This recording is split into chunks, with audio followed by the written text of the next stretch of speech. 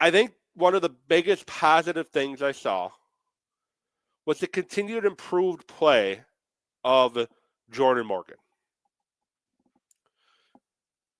Reason why that's the biggest positivity for me, because my next positivity, he's not going to be a Packer next year. Jordan Morgan likely going to be the left tackle of the Green Bay Packers next year, in case you're wondering why that was the number one on my positivity list.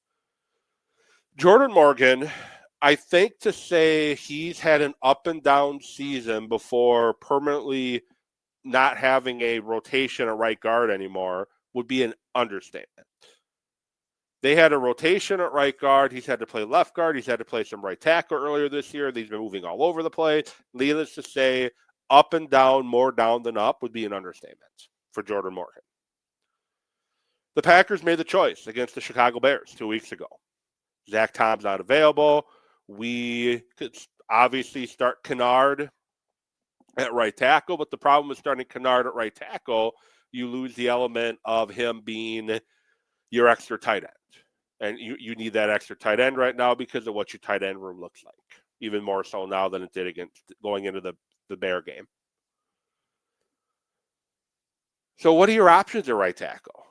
Well, let's give Jordan Morgan the chance. But we tried that already. You saw how he played against Cleveland. Well, that was also when he had no practice reps at all at that position. Jordan Morgan went into the Bear game, had a really solid game, had one bad play the entire game. Of course, that's the one play people put on endless loops on social media. But Jordan Morgan had a really good game against the Chicago Bears. And yes, I know what we're all thinking. It was the Chicago Bears. They don't have a very stout pass rush. Of course, he's going to play pretty well. Well, the Packers hold Zach Tom out again against Baltimore. They put Jordan Morgan there again. And if you're a Pro Football Focus fan, he's the highest rated offensive lineman on the team. He was the fourth highest rated offensive player on the team. He had another really good game at right tackle. He did well in run blocking, one of the few people in that game that did for the Packers. He did really well on pass protection. And the line, I think, did pretty well overall in pass protection. They just can't run block. But Jordan Morgan played really well against the Baltimore Ravens. Against a better pass rush than the Chicago Bears have, Jordan Morgan more than held his own, and he showed that he can be a quality starter in the National Football League. And I don't know, I'm guessing he's going to start Sunday against the Minnesota Vikings, which will probably be treated like a preseason game, which I'll get into momentarily in the show. Jordan Morgan played really well, and I think that deserves to be talked about. It's not being talked about enough. Morgan played an excellent game, and he will have every opportunity to be the starting left tackle for the Green Bay Packers next year.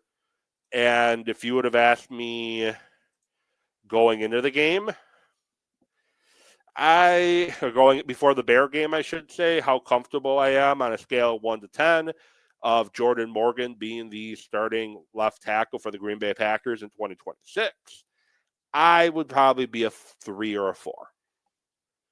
You ask me now, it's probably a 6 or a 7. And yes, I know what I just said.